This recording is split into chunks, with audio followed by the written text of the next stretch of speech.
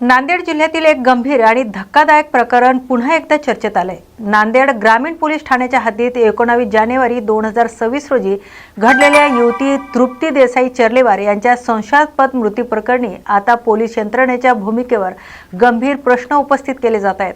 या प्रकरणात सखोल चौकशी करून दोषींना कठोर शिक्षा द्यावी अशी मागणी करत नांदेड जिल्हा बुरुड समाज संघटना आक्रमक झाली आहे। संघटनेच्या वतीने पोलीस अधीक्षकांना लेखी निवेदन देण्यात आले। निवेदनात आरोप करण्यात आला आहे की गुन्हा दाखल होऊ नये मुख्य आरोपी कुसुम दादाराव चर्लेवार आणि रुनिका बाबूराव नागेश्वर यांना अद्याप अटक झालेली नाही। इतकंच नव्हे तर गल्लीतील नागरिक, पीडित कुटुंबीय आणि नातेवाईकांच्या समक्ष पोलिसांनी आरोपींना ताब्यात न घेता सोडून दिल्याचा गंभीर आरोपही करण्यात आलाय। ही बाब अत्यंत गंभीर असल्याचं सांगत पोलीस प्रशासनाने तात्काळ लक्ष देऊन निष्पक्ष, सखोल आणि दिशादर्शक तपास करावा अशी ठाम मागणी करण्यात आली आहे। आता या प्रकरणात पोलीस प्रशासन काय भूमिका घेणार आणि मयत युवतीला न्याय मिळणार का याकडे संपूर्ण नांदेड जिल्ह्याचं लक्ष लागलंय। या बातमीचा आढावा घेतलाय नांदेड प्रतिनिधी मोहम्मद रफिक यांनी। माझं नाव राम कोंडीबा देवके।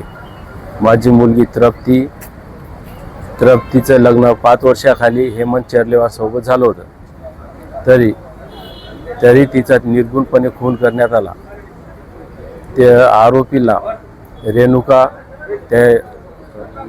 रेणुका आणि त्याची आई कुसुमताई या दोघांना पोलिसांनी अटक केलं। पोलिसांनी पकडलं आणि त्यांना सोडून दिलं। तरी आम्हाला न्यायालयाने आम्हाला प्रशासनाने न्याय दिला पाहिजे। आम्हाला जर नाही दिला पोलिसांनी धरून सोडलं याचा अर्थ काय होते? पुन्हा श्रावण, रोहित, कुसुमताई, हेमंत, रेणुका, चंचल, उमाकांत या सर्वांपैकी एक जणच फक्त आरोपीमध्ये आहे। तरी शासनाने कडकच्या कडक सजा करावी, त्यांना फाशी शिक्षा द्यावी ही विनंती। बुरुड समाजातील एक अत्यंत गरीब कुटुंबियातील मुलगी हेमंत दादाराव चर्लेवार यांना देण्यात आली होती। त्या मुलीचं एक पैशासाठी, हुंड्यासाठी एक अनेक वर्षापासून त्याला त्रास होता आणि तिचं एक निर्गुणपणे तिचा खून झालेला आहे। आणि एवढं झालं असताना सुद्धा पोलीस प्रशासनाने त्यांच्यावर खुनाचा गुन्हा अद्यापही दाखल केलेला नाही। मुख्य आरोपी जे कोणी आहेत ते आताही फरार आहेत आणि ह्या कुटुंबियाला न्याय देण्यासाठी आम्ही सर्व बुरुड समाजाचे आज एकत्र येऊन ह्या मुलीच्या पाठीमागे आहोत आणि त्या मुलीला न्याय देण्यासाठी आम्ही प्रशासन सन्माननीय श्री जिल्हाधिकारी साहेबांना निवेदन देण्यात आलेलं आहे की या गुन्ह्यामध्ये जे कोणीही गुन्हेगार असेल, जे कोणीही त्यांना सहकार्य करत असेल त्या सर्वांवर गुन्हा दाखल झाला पाहिजे आणि त्यांच्यावर कडक कारवाई झाली पाहिजे।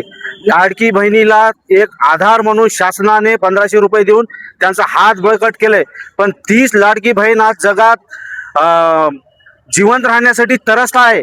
त्या लाडक्या बहिणींना पैशाची नाही तर एक जगन जिंकण्याची आणि त्यांना एक सक्षम करण्याची, त्यांच्या पाठीमागं खंबीरपणे उभा टाकण्याची शासनाची गरज आहे। असा एक चांगला मुद्दा शासनाने एक असा चांगला अंमलात आणावा आणि जे कोणी असे महिलांना त्रास देतात, बळी घेतात, तरी त्यांना असं 2 दिवसामध्ये सुटकारा होती याचा अर्थ काय? एकही मुलगी जिवंत राहणार नाही राज्यात। अनेक समाजामध्ये असे प्रश्न घडत आहेत, राज्यामध्ये घडत आहेत, हे कुठंतरी थांबलं पाहिजे। अशा मुलींना न्याय मिळाला पाहिजे आणि हे न्याय जर शासनाने नाही दिला तर आम्ही सर्व बुरुड समाज एकत्र होऊन या शासनावर आणि प्रशासनावर आम्ही मोर्चा काढल्याशिवाय राहणार नाही आणि त्या मुलीला न्याय मिळवल्याशिवाय आम्ही समाज कोणताही गप बसणार नाही। आणि मी आपल्या माध्यमातून SP साहेबांना आणि कलेक्टर साहेबांना विनंती करतो की साहेब, ह्या गरीब कुटुंबीय मुलीला आपण न्याय मिळवून द्यावा एवढीच आमच्या संपूर्ण बुरुड समाजाच्या वतीने विनंती। नमस्कार। बुरुड समाजाच्या वतीने विनंती। नमस्कार।